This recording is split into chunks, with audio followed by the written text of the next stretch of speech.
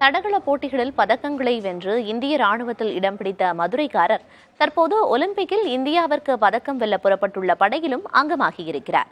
யார் அந்த தமிழர் என விவரிக்கிறது இந்த செய்தி தொகுப்பு.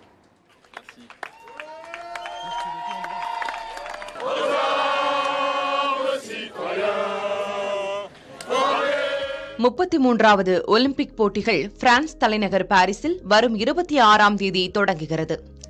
இதில் இந்தியா சார்பாக போட்டியிடுவதற்காக தமிழ்நாட்டிலிருந்து 5 நபர்கள் தேர்வாகியுள்ளனர். அதில் ஆடவர் 400 மீட்டர் தொடர் ஓட்ட அணியில் இடம்பெற்றிருப்பவர்தான் மதுரையைச் சேர்ந்த சந்தோஷ்குமார். சிறு வயதில் தனது அண்ணன் பயிற்சிக்கு செல்வதை கண்ட சந்தோஷ்குமாருக்கு ஓட்டப்பந்தயத்தில் ஆர்வம் ஏற்பட்டிருக்கிறது. தொடர்ந்து அதில் கவனம் செலுத்தி வந்த அவருக்கு வரப்பிரசாதமாக கிடைத்திருக்கிறார்கள் அவரது பயிற்சியாளர்கள். அவன் ஆர்வத்தை பார்த்து ஸ்போர்ட்ஸ் ஹாஸ்டல்ல செலக்ஷன் வைப்பாங்க. அதில் சேர்த்து அவனுக்கு திருச்சியில் உள்ள ஸ்போர்ட்ஸ் ஹாஸ்டல்ல சேர்த்து விட்டு அங்கே கோச் ஞான சுகந்தின்னு சொல்லியிருக்காங்க. அவனை தான் தம்பி ஃபுல்லாக ட்ரெயின் பண்ணாங்க.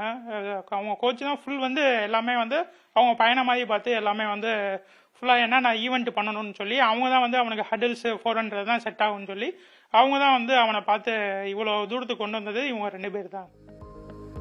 பயிற்சியாளரின் வழிகாட்டுதலோடு தடகளத்தில் தடம் பதித்த சந்தோஷ்குமார் தேசிய மற்றும் ஆசிய அளவிலான ஆடவர் 400 மீட்டர் தொடர் ஓட்டம், 400 மீட்டர் தடை தாண்டும் ஓட்டம் ஆகியவற்றில் பல பதக்கங்களை வென்றுள்ளார்.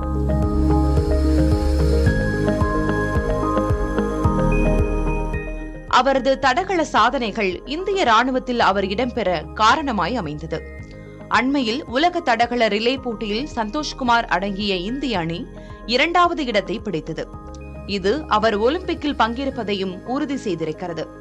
சந்தோஷ்குமார் கடந்த 2021ஆம் ஆண்டு ஒலிம்பிக் போட்டியில் 400 மீட்டர் தடை தாண்டும் ஓட்டத்தில் இந்திய அணி சார்பாக பங்கேற்க தேர்வாகியிருந்தார். ஆனால் அவரை தாக்கிய கொரோனா அவரது ஒலிம்பிக் கனவிற்கு தற்காலிக தடை போட்டது. இருப்பினும் அசராத சந்தோஷ்குமார் தனது கடுமையான முயற்சியால் இந்த முறை ஒலிம்பிக்கில் கால் பதிக்க உள்ளார்.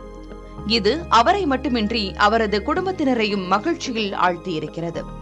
சந்தோஷ்குமார் தொடர்ந்து வென்று வந்ததால் அவரது விருப்பப்படியே அவரை விட்டுவிட்டோம் என மகிழ்ச்சியோடு கூறும் அவரது தாயாருக்கு மகன் ராணுவத்தில் பணியாற்றி வருவதும் இரட்டிப்பு மகிழ்ச்சியை தந்திருக்கிறது.